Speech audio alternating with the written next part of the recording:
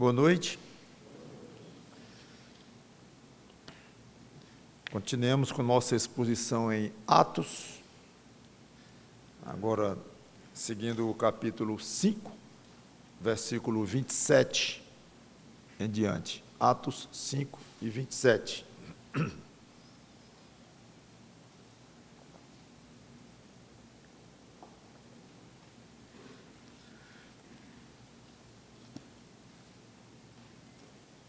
Lembrando a última pregação, onde nós ficamos,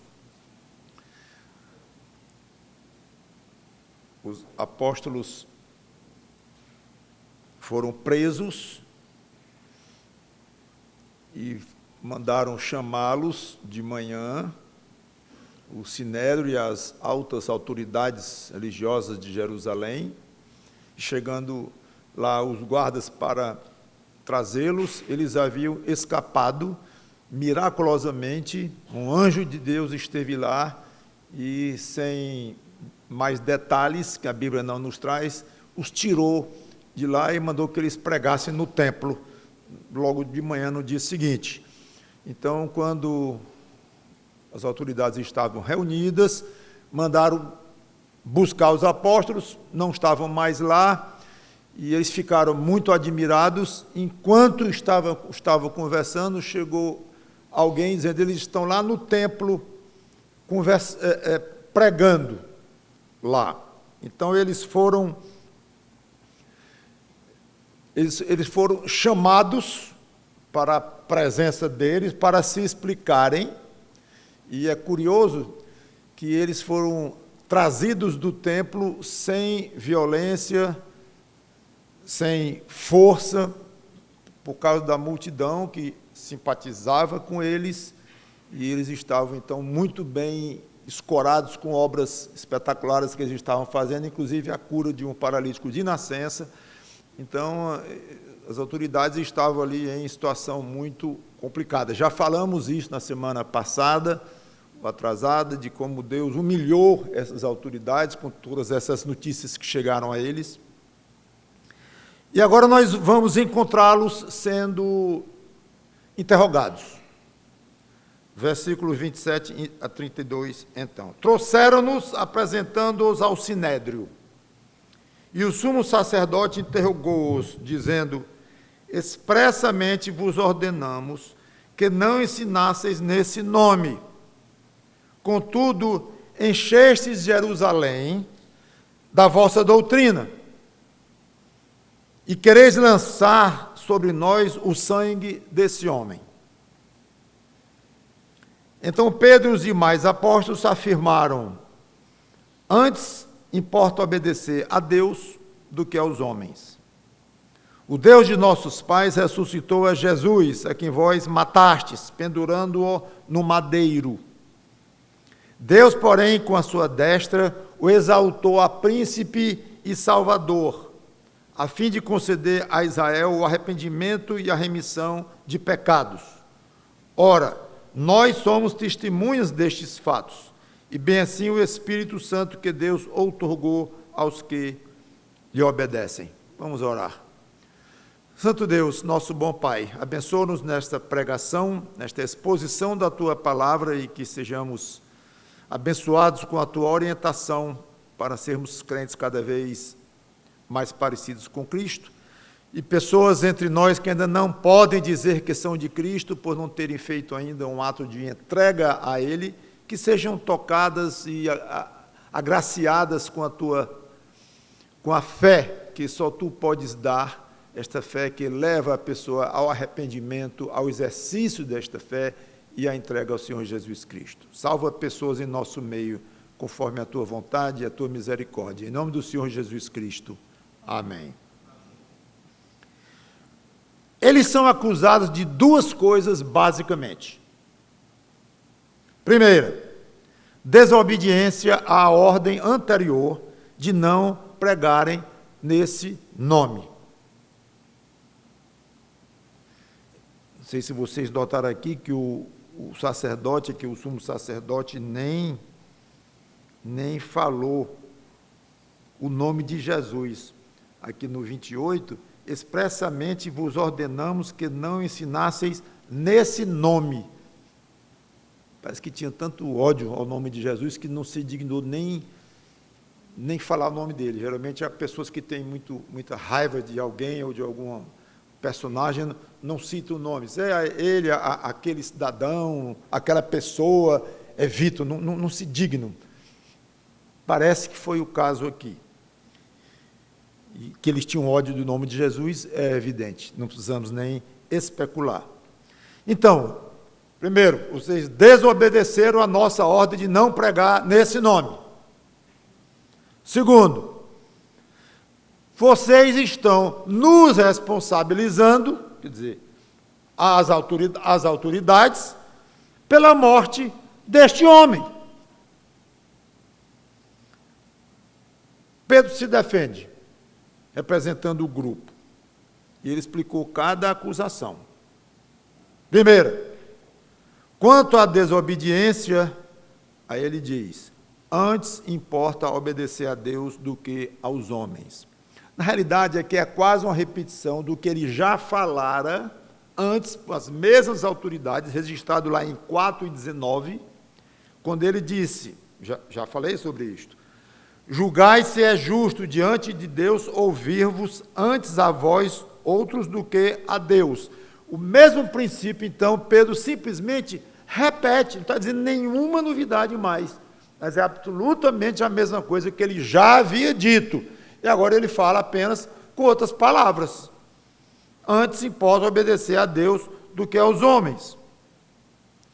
Observem que Pedro não questionou a autoridade humana do sumo sacerdote e dos outros que estavam lá.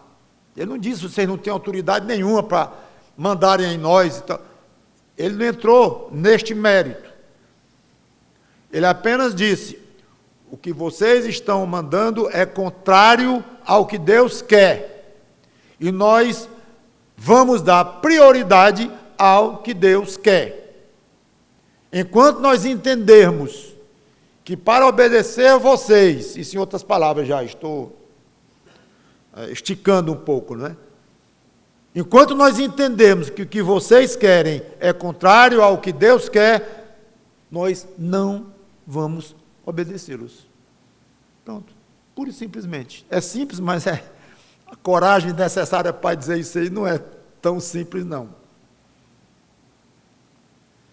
E aqui está um princípio cristão, que eu já comentei sobre ele lá quando eu falei do capítulo 4, quando Pedro falou a primeira vez, e como a Bíblia repete, eu quero repetir então, novamente, um excelente princípio cristão. Obedecer às autoridades, sim. A Bíblia manda o crente ser submisso às autoridades, às leis do país e tudo mais.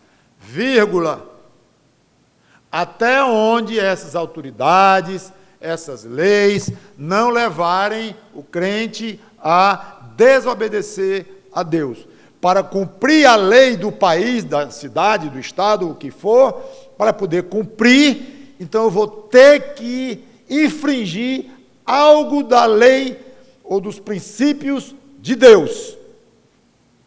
Quando eu digo lei, não é só aqueles 10 mandamentos, é de todo e qualquer princípio que Deus fez colocar nas Escrituras.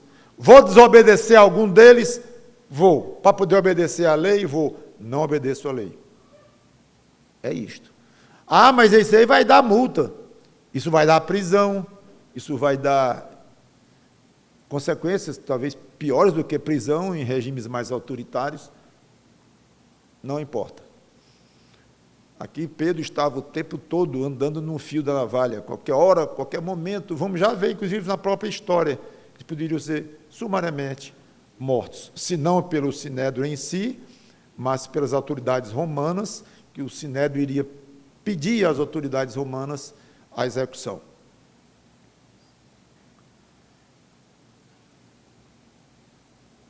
Então, vocês estão mandando nos fazerem coisas contrárias à vontade de Deus, não vamos, e já dissemos que não vamos. Quanto ao fato de que nós estamos responsabilizando os senhores pela morte de Jesus, Pedro teve a suprema coragem de repetir tudo o que já havia dito antes, no rosto deles, pregando uma das mensagens mais curtas e mais fortes que nós vemos registrado nas Escrituras. Vocês crucificaram a Jesus, a quem Deus ressuscitou. É a terceira vez que ele diz isso. E a segunda vez para as autoridades. Ele já tinha dito isso quando pregou para o povo, lá no capítulo 2, repetiu isso diante das próprias autoridades, e agora está dizendo pela segunda vez diante das autoridades, e terceira vez, se somarmos a vez que ele falou para o povo em geral. Deus ressuscitou a quem vocês mataram, deixando aí um contraste brutal. Mas Deus não apenas devolveu vida para Jesus, Ele o exaltou a príncipe e a salvador. Olha os nomes, a gente poderia discorrer sobre cada título desse, mas não vou fazê-lo. E é curioso isso aqui, para levar Israel ao arrependimento. Deus, porém, com a sua destra, fala do braço direito de Deus, indicando poder, Deus com o seu poder, o exaltou a príncipe e salvador, a fim de conceder a Israel o arrependimento e a remissão de pecados. Quando aconteceu isso?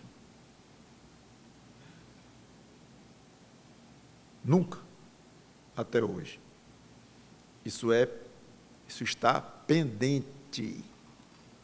O arrependimento de Israel, com base na morte e ressurreição de Jesus Cristo. Claro, judeus se converteram de lá para cá, sim, mas de uma maneira mínima, espalhada, discretíssima, às vezes sobre duras perseguições dos próprios pais e parentes judeus, que perseguiam judeus crentes. Mas não é o que Pedro, assim eu entendo, está dizendo aqui, que Jesus morreu, Deus ressuscitou, o exaltou a príncipe e salvador, para que alguns judeus se convertessem. Não é o que está escrito aqui. É Israel, é o povo. E o povo de Israel não se converteu a Cristo, em momento nenhum, desde que Pedro falou isso 2000 anos atrás. A história ainda aguarda a conversão em massa do povo judeu, que deverá acontecer na segunda vinda do Senhor Jesus Cristo. Então, guardem isto aqui. Um dos propósitos, aliás, é o que está destacado aqui, nesse propósito que Pedro falou, movido pelo Espírito Santo, este propósito aqui ainda não foi cumprido. Perguntem a qualquer historiador, e a gente sabe disso, quando é que Israel se converteu em massa, se arrependeu e se converteu a Cristo. Espera ainda cumprimento. Não sabemos quanto tempo levará, provavelmente esteja próximo, mas provavelmente eu digo aqui com letras maiúsculas, não temos a menor indicação se é coisa de anos, de meses, de décadas, não sabemos, e quem diz que sabe não está conforme as Escrituras, que não nos autoriza a especular com datas, mas o mundo aguarda a conversão do povo judeu, ainda não cumprida como um dos propósitos da morte de Jesus Cristo. Aí ele coloca um toque muito pessoal. Vocês não pensem que isso aqui é imaginação nossa, é delírio nosso. Não, até onde pudemos, nós vimos isto acontecer. Não que viram o povo se converter, que não tinha acontecido, é claro. Mas o ministério deste homem aqui, o poder dele, o que ele falou, o que ele ensinou, ora, isso nós vimos pessoalmente, a morte dele, e ele ressurreto, nós vimos tudo isso. Nós somos testemunhos oculares, e os judeus davam muita importância a testemunhos oculares. Tanto que a lei dizia que o testemunho de duas ou três pessoas estabeleceria o fato. Ou seja, era algo muito sério, algum evento, algum fato, ser testemunhado por duas ou três pessoas que viram. Então, é forte quando eles dizem que nós somos testemunhas pessoais, embora homens pobres, homens humildes, Pedro pescador, mas não importa, eram cidadãos e estavam dando o seu testemunho pessoal. E não só, muito mais do que um pobre na frente deles, o que eles estavam vendo agora era um homem misteriosíssimo que estava dando saúde a um paralítico de nascença. Que dizia assim, você vai morrer agora. E a mulher bufo caiu morta, como foi com Safira. Então era um homem que estava com as costas largas, Pedro, nesse momento, pelo poder das obras que ele estava fazendo. Vimos, inclusive, nesse capítulo, quando ele andando pelas ruas, pessoas não só de Jerusalém, mas até de cidades vizinhas, vinham para tocar na veste dele, ou até ficarem na sombra de Pedro, porque eram curados. Vejam aí, então, o tamanho do poder que Deus está fazendo borbulhar na vida e no ministério de Pedro. Então, está falando alguém aqui, já com autoridade enorme, pelo que ele andava fazendo lá. E se vocês acham um pouco o nosso testemunho pessoal, que estivemos lá, estivemos com ele arrolou outra testemunha, desta vez ninguém menos do que o próprio Espírito Santo de Deus. Versículo 32. Ora, nós somos testemunhas desses fatos. E bem assim o Espírito Santo, que Deus outorgou aos que lhe obedecem. Essas alturas ele já estava falando grego. Não vou dizer falando grego, porque todos falavam grego.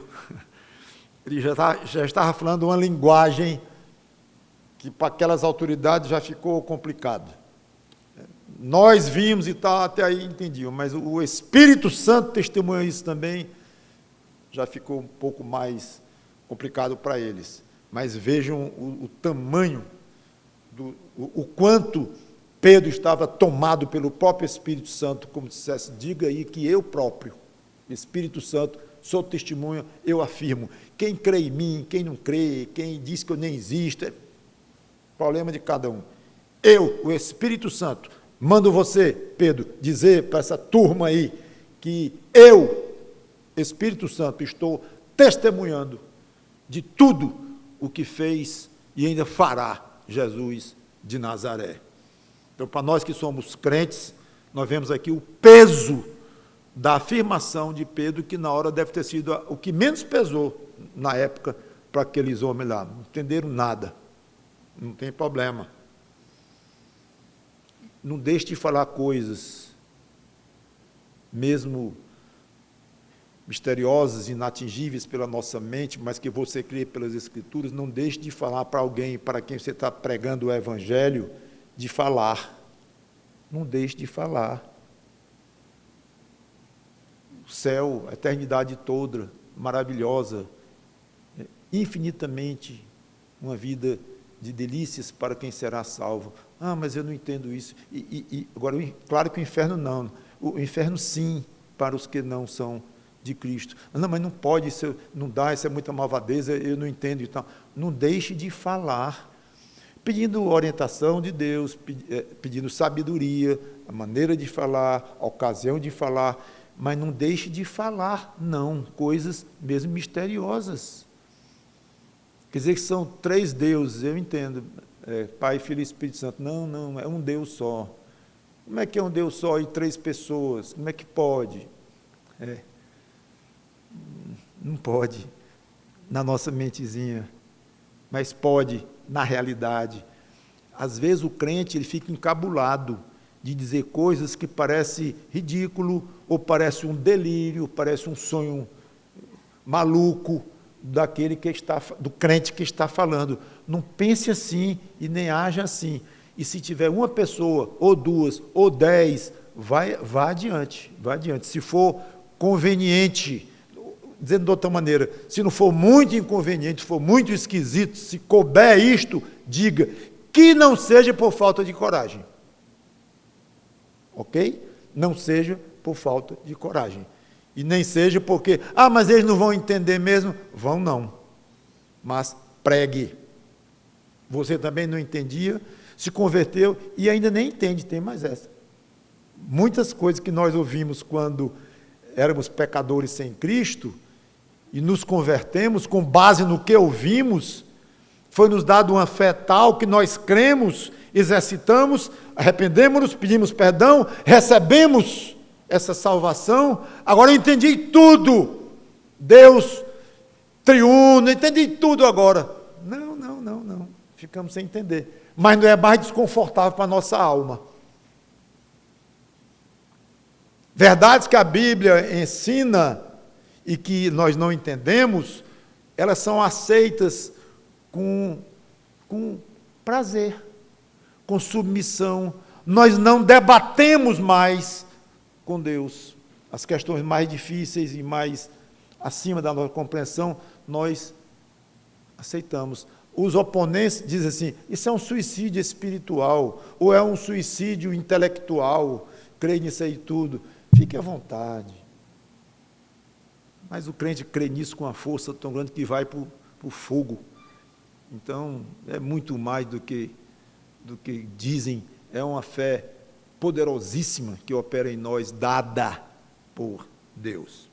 Muito bem.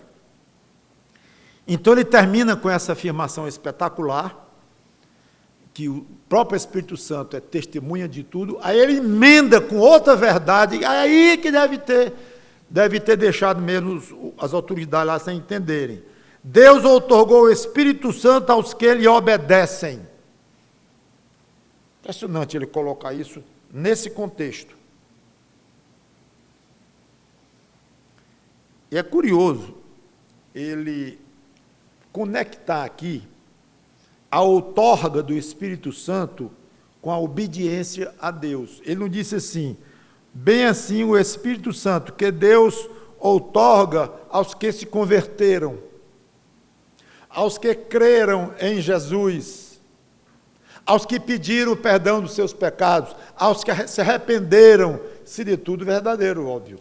Mas não é o que ele destaca. Ele destaca aqui uma característica daqueles que recebem o Espírito Santo. Qual é? Obediência a Deus. Muito curioso. Eles tinham sido presos, estavam sendo acusados, exatamente porque não obedeceram às autoridades. Lembram? E obedeceram a Deus. E se eles estavam sendo hostilizados pelas autoridades, eles estavam sendo altamente prestigiados pelo próprio Espírito Santo, ou por Deus, através do envio do Espírito Santo a eles. Nós não obedecemos vocês, mas nós obedecemos a Deus. Aliás, nós desobedecemos a vocês para obedecer a Deus. E somos premiados, porque os que obedecem a Deus recebem o Espírito Santo. É uma maneira um pouco diferente do que nós costumamos pensar, a ideia de alguém que não é crente em Jesus Cristo. Geralmente a gente pergunta, alguém que não é crente, o que é? Por quê? Porque é como os teólogos chamam, é o homem natural, o ser humano natural, da maneira como nasce, perdido nos seus pecados, toda a raça humana passou a nascer assim, depois que Adão e Eva pecaram e tal. Ser crente é isso. Não ser crente é isso. É continuar da maneira como nasceu e tocando. Não ser crente é não crer em Jesus como Salvador. Não ser crente é não ter se arrependido dos seus pecados ao ponto de pedir perdão a Deus com toda a sinceridade do coração. É uma característica. Não ser crente é ser desobediente a Deus. É outra forma, absolutamente legítimo, biblicamente falando, de definir alguém que não nasceu de novo em Cristo. Desobediência. Não obedece. Não obedece. Mas não obedece em quê? Antes de tudo, não obedece a quem?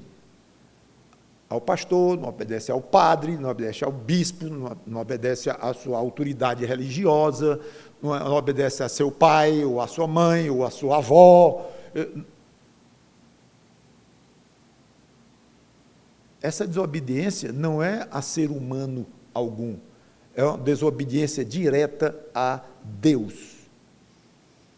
Claro que muito poderia ser expandida essa questão aqui, e o que é que Deus manda que a pessoa que não é crente não obedece? Este é meu filho amado, em quem me comprazo, a ele ouvi. Ponto. Basta. Agora eu poderia pregar várias mensagens só sobre esse tema aqui. O que é que Deus manda, ou ele expressa o desejo com relação a Jesus Cristo? Muita coisa. Mas essa resume tudo. Ouçam o meu filho Jesus Cristo, porque eu me comprazo nele. Ouçam. E esse ouça aqui não é só abrir os ouvidos, não. Claro, é ouvir no sentido de abrir os ouvidos e seguir. Claro, obedecer. Então fica aí essa noção, essa característica que a gente não comenta muito, de alguém que continua nos seus pecados, destinado ao inferno, ou seja, alguém sem Cristo, é alguém que é desobediente a Deus. Cada um julgue no seu próprio coração.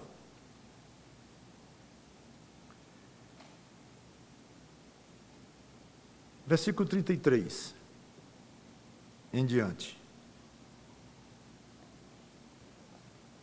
Eles, porém, ouvindo, se enfureceram e queriam prendê-los de novo, não é? Vamos encerrar esse negócio? Vamos acabar com essa palhaçada?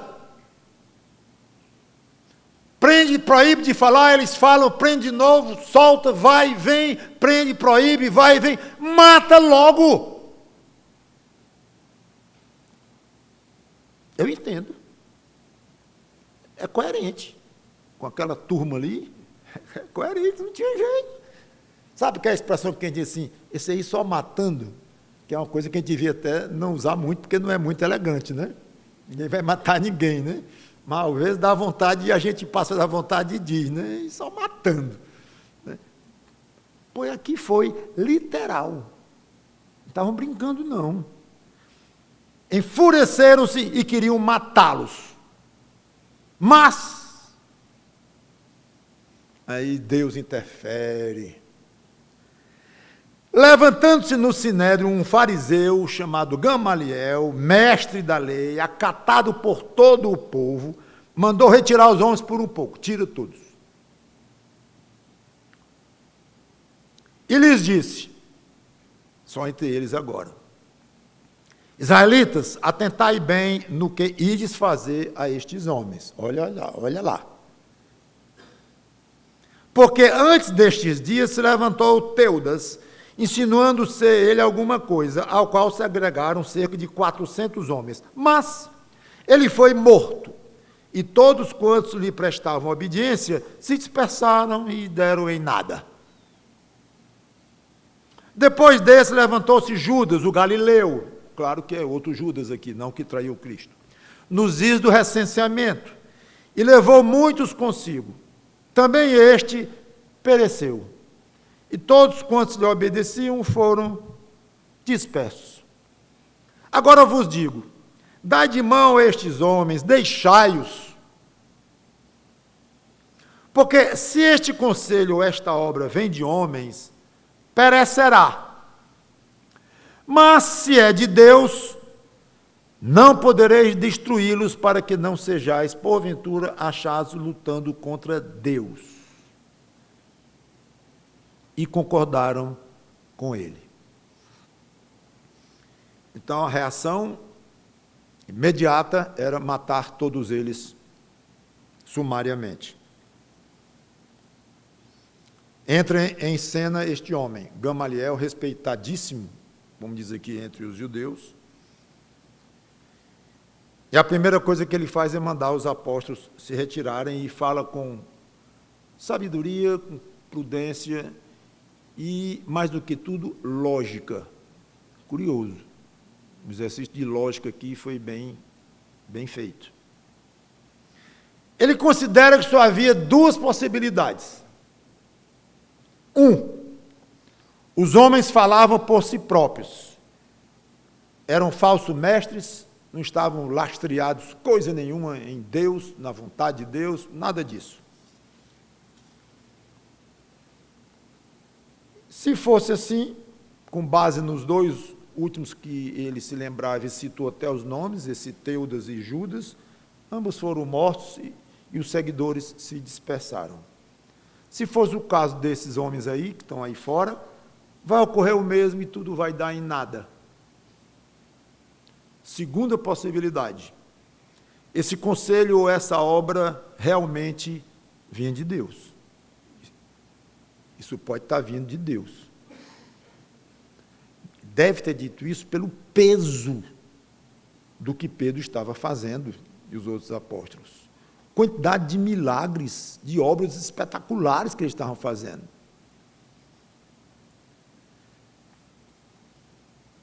Se for assim, é bem diferente o caso. Primeiro, nós não vamos conseguir destruí-los. Se vier de Deus, não tem quem vá conseguir. E segundo, quem quer aqui lutar contra Deus? Nós estamos aqui para lutar contra Deus? Nós estamos aqui, de uma certa forma, representando Deus? Como autoridades religiosas que eles eram. Argumentos excelentes. Talvez não à toa ele era tão respeitado. E concordaram com ele. Eu fiquei pensando no tal do Gamaliel. Pensei e investi um bom tempo pesquisando. Se ele era um crente, se tem alguma coisa nesse sentido, e li aqui, li ali, li acolá. É interessante, a Bíblia nos deixa no escuro.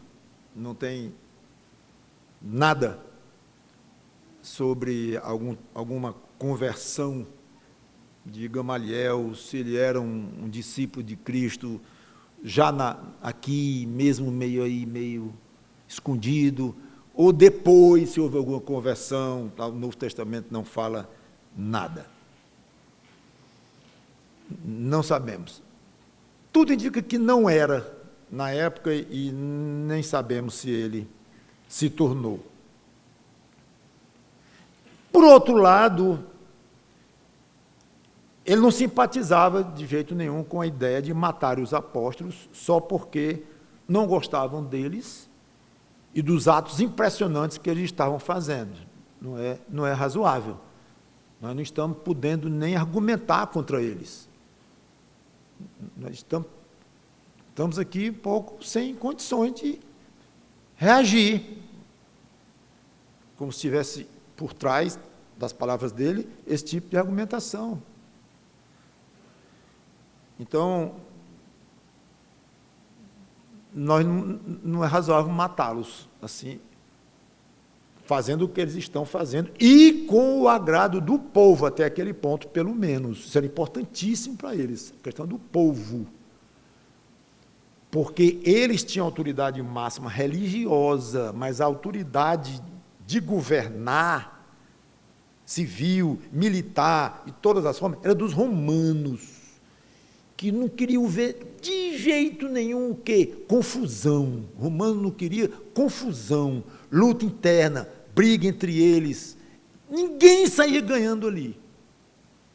Alguns, inclusive, dizem, não, esse Gamaliel era sabido, porque ele evitou muita confusão aqui que poderia atiçar os romanos. Outros dizem, não, o que tem aqui, isso aqui era uma pinicada nos saduceus, que eram inimigos dos fariseus, porque os saduceus não criam em ressurreição, que era o ponto-chave da pregação do tal do apóstolo Pedro e dos outros, que ele ressuscitou. Isso doía, tinia nos ouvidos dos saduceus. Os fariseus não. Eles criam ressurreição. Não na de Cristo, claro. Mas o fato é que as motivações de Gamaliel, não temos certeza. E isso, em vez de enfraquecer o conselho que ele deu aqui, na minha opinião, fortalece, porque é evidente o que Deus tomou conta do coração daquele homem, com interesse, sem interesse, se já era convertido, se já estava simpatizando com a causa do Senhor Jesus Cristo, se um dia ele viria a se converter, se era por política interna, política por causa dos romanos, não importa, essa que é a verdade. E quando a Bíblia informa alguma coisa, é porque quer informar e tem o que dizer. Quando a Bíblia não informa, também é porque não quer informar e às vezes tem o que dizer e não informar. Então eu gosto de ver lições em tudo, nas informações e na falta de informações. Então aqui, o que salta aos meus olhos é o poder de Deus dentro do coração daquele fariseu. Crente ou não, mas Deus entrou lá dentro e disse, vou salvar esses meus servos aqui em Cristo, através deste homem aqui. Então ele foi, obviamente, um instrumento nas mãos do Espírito Santo naquele momento. Inclusive ao ponto de influenciar os outros, e os outros dizer, nós concordamos. Tem uma lição para nós, essa sugestão de Gamaliel, de uma maneira indireta, assim, eu acho que tem. Nós devemos nos opor fortemente a qualquer ensino, doutrina, novidade, prática que apareça por aí, e como aparecem, que estejam em desacordo com o Novo Testamento. Então, aí nós podemos e devemos dizer, não apoiamos isto aqui. Falando de assuntos religiosos, não apoiamos igrejas que aparecem, movimentos, todo tipo de novidades que vocês bem sabem e parece cada vez mais. Novo Testamento não apoia isso aqui, nós não concordamos. Acabou-se. Agora, se algo ocorre que nós não vimos ainda acontecer, é novidade para nós, mas não fere o Novo Testamento em nada. Sugestão, deixa quieto, deixa ver no que vai dar. Esta é a maneira que eu pessoalmente tenho de aplicar a sugestão de Gamaliel. Posso me opor? Tenho base bíblica para dizer não concordo? Não, não tenho. Ah, mas eu não gosto dessa prática, isso é contrário aos batismos regulares, isso não é bem como eu penso, coisa assim. Então, Pera. Tem base bíblica, especialmente neotestamentária, para se opor? Não. Fique quieto. E deixa. Nós não temos a obrigação de nos posicionar e ter uma opinião sobre tudo o que acontece no mundo. Não. Às vezes a gente acha que tem essa obrigação. Eu, quando era pastor mais novo, eu achava. Todo e qualquer tipo de assunto que surja no mundo, eu tenho que estar pronto para responder no ato. Mas pensou que vergonha eu chegar na minha igreja e alguém dizer, pastor, diga, meu irmão, eu soube que lá na Índia apareceu um negócio assim, assim, assim, assim. O que o senhor acha? O que eu acho? Eu não vi falar não, mas eu vou estudar e vou lhe dizer. Então, não, sei lá, meu irmão. Ainda mais na Índia. Não, mas não foi na Índia, não, foi aqui, lá no Crato. Bom, eu já devo ter ouvido falar, já me atualizei, deverei ter alguma noção e dizer, pelo jeito aqui, não vi nada que eu possa me opor. Mas nós vamos concordar ou aprovar isso aí? Nossa igreja está a favor ou está contra isso aí? Aí tem que dizer se está a favor ou contra. Tem não. Se for contra a Bíblia, tem que dizer, somos contra. Sim. Mas, não sendo, é uma novidade assim meio esquisita mesmo que seja, porque tem coisa esquisita, e que não tem e que a gente não tem base bíblica para condenar, não. Aí faz como? Deixa lá, deixa correr, eu não sou Deus. E a igreja, embora o corpo de Cristo, não tem obrigação de se posicionar contra tudo, não. Tem gente que acha que tem que ter opinião sobre tudo, qualquer coisa, imediatamente, pá, eu acho isso, acho aquilo. Calma, não sei.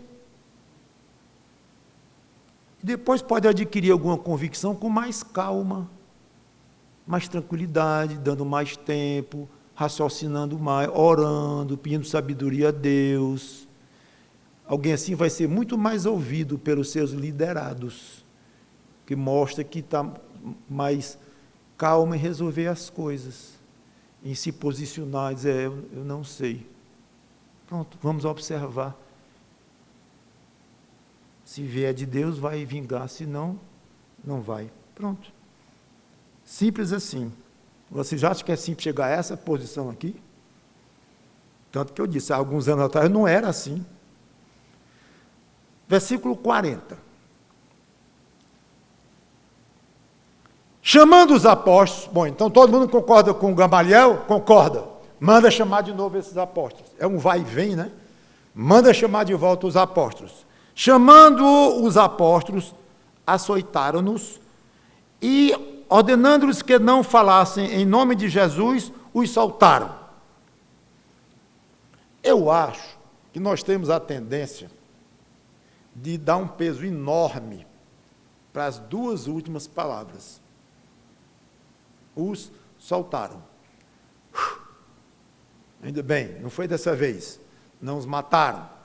Diz a história que dos 12 apóstolos de Cristo, inclusive, claro, o último, Matias, depois de Judas, todos morreram como mártires, menos João. É o que conta. Então, chegou a hora, se é verdade, isso não está na Bíblia, não. Mas, historicamente, muitos dizem isso. E, se é verdade, então, a hora de cada um deles iria chegar, e de muitos outros, como vamos ver já, mártires aqui, Estevão, vai já aparecer aqui, né? Vamos ver. Mas ainda não é. Não havia chegado o momento e temos um alívio. Mas, antes de chegar na soltura, o que aconteceu? Não, dá umas 3 palmadas em cada um e manda eles embora. Açoitaram-nos. Vocês sabem o que era um açoitamento daquela época? Eram 39 chibatadas com chicote. Tem várias formas de descrever esses tipos de chicote. Alguns tinham couro na ponta, entrelaçado, outros tinham pedra. Era algo terrível. Então, era uma dor muito grande, uma aflição muito grande, o desespero devia ser muito grande, e eles, então, sofreram horrivelmente aqui. Vejam a arrogância da autoridade daqueles homens, não tinham motivo palpável, nada para acusá-los. Nada. Tinha um que estavam desobedecendo. Ok, desobedecendo o quê? Que tipo de ordem? Uma ordem que eles não podiam. Porque eles estavam falando e agindo em nome de Jesus Cristo. Olha o poder que estava sendo mostrado aí. Não tinha condição de não ser. Então, era uma ordem não cumprível. Depois dos açoites, então, receberam ordens de não falarem mais o nome de Jesus. Gente, eu vejo Deus, mais uma vez, zombando deles. Já comentei isso na mensagem passada. Vocês sabem quantas vezes essa ordem eles já tinham dado antes? 3. É muito sem moral. A 4ª vez, num período curto de tempo, dezenas de homens reunidos, poderosos, dizendo a mesma coisa. Não façam isso. Não, patético. Especialmente que os homens já tinham dito, nós não vamos obedecer.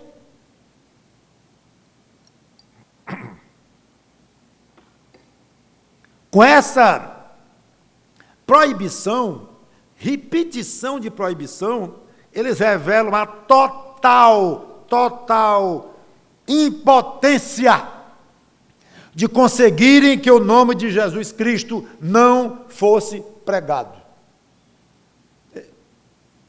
Escancararam a impotência. Dá uma surra neles e no fim, proíbe mais uma vez. Eu imagino um dizendo para o outro, eles não vão obedecer, rapaz, não vão, o que adianta, mas manda. É evidente, foi algo desse tipo, não tinha a menor condição dessa ordem ser obedecida. Por isso que eu acho que é Deus zombando deles, porque virou realmente algo patético, como falei. Então foram soltos. Como é que eles reagiram, especialmente depois de tanto sofrimento com essas chicotadas? E eles se retiraram do sinédrio morrendo de dor, que estavam. Não precisa adivinhar não, viu? Isso aqui não é especulação, não. É impossível que não estivesse com muita dor e que algumas feridas ali iriam infeccionar, iriam dar trabalho, iriam dar febre, que é o que acontecia. Se fira um pouquinho só e não trate para ver o que acontece. Alguns morriam, não das chicotadas em si, mas como consequência as feridas ficavam tão feias e as infecções que matavam. Então eles se retiraram do sinédrio com muita dor, embora não tenha na Bíblia, com muita dor, regozijando-se por terem sido considerados dignos de sofrer afrontas por esse nome. Não, eles não estão com juízo. Isso não é coisa de quem está em pleno juízo. Não. Tipo de ação dessa é coisa de quem está sob o juízo do Espírito Santo de Deus.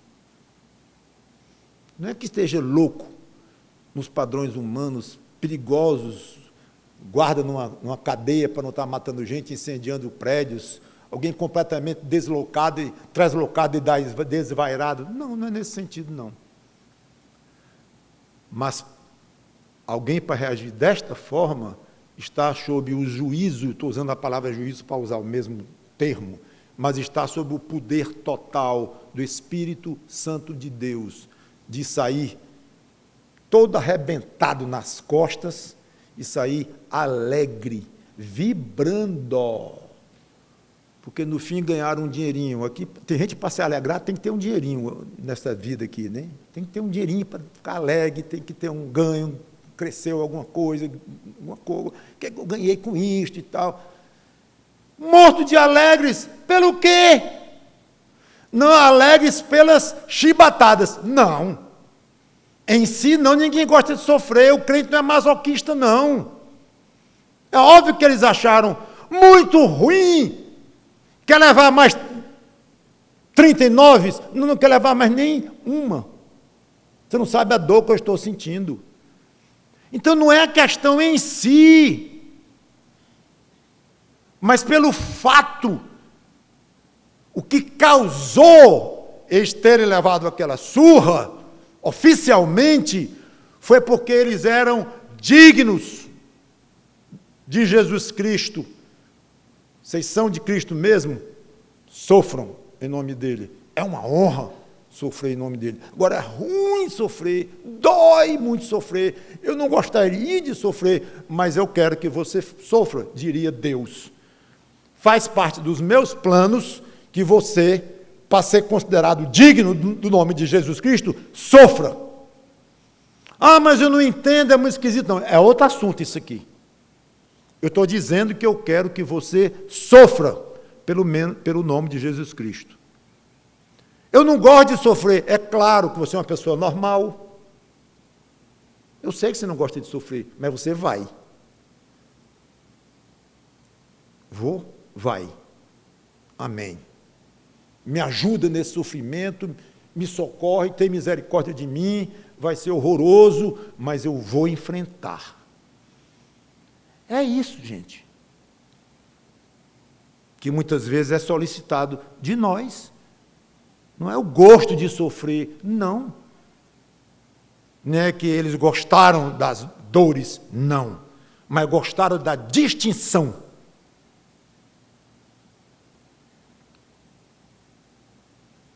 Quero encerrar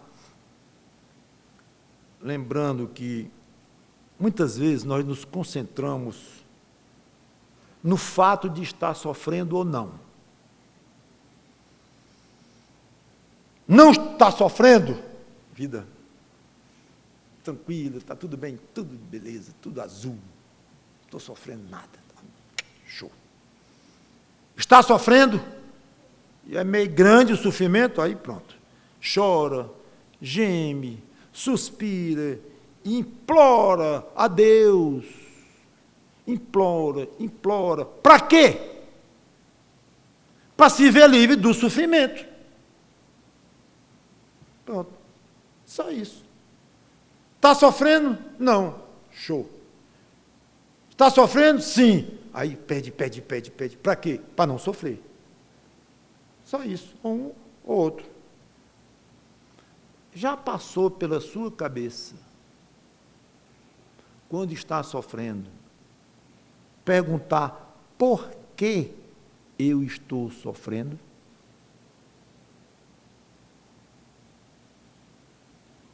Ou você não tem tempo de pensar nisso, tão ocupado que está em implorar que o sofrimento passe? Vamos um pouquinho mais fundo? Por que será que eu estou sofrendo? Por quê?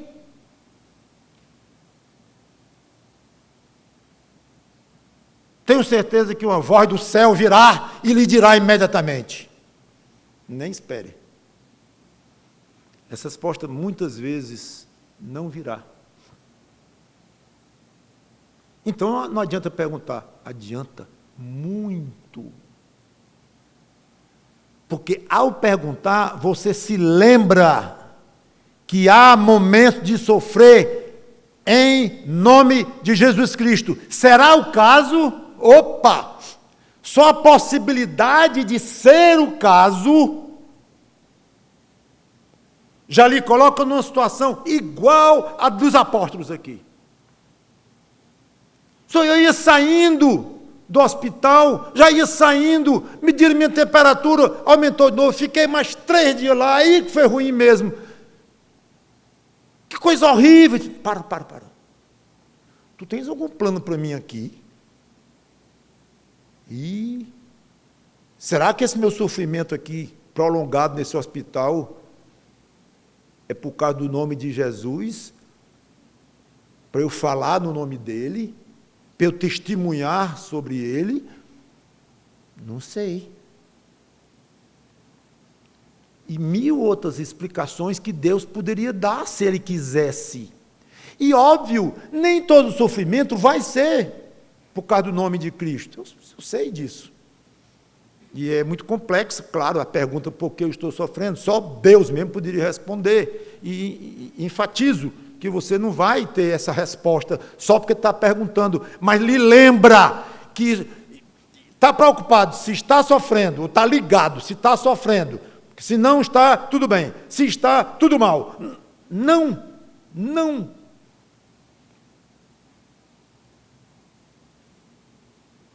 Usando a mesma frase de Pedro, não sei se seria uma frase muito boa de você ouvir, depois de décadas de crente.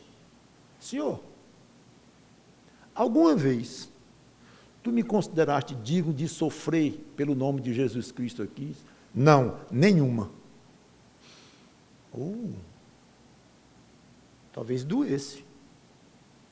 Quer dizer que meus sofrimentos todos aqui, minhas febres, minhas dores, não, tem outros motivos, pecado, punição e tal, mas pelo nome de Jesus Cristo, que eu quis ser sofrido para de alguma maneira exaltar o meu filho, Jesus Cristo. Não achei você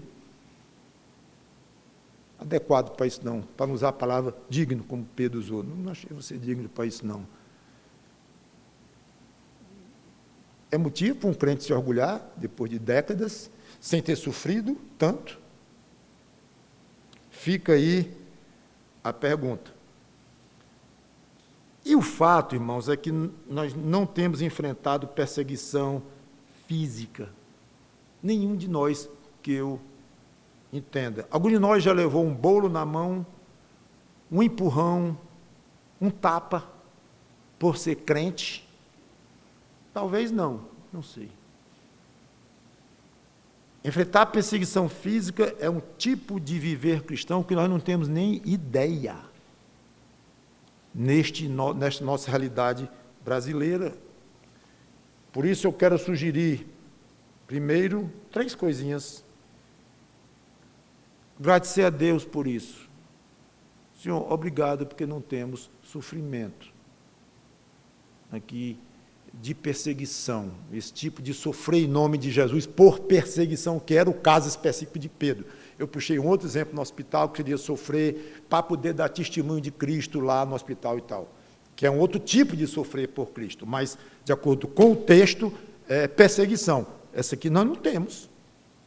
Então, pedir a Deus perseguição, não creio seja razoável, mas eu sugeriria agradecer a Deus por isso, obrigado. Segundo, saber que isso pode acontecer a qualquer momento, e não se admirar e ficar, não.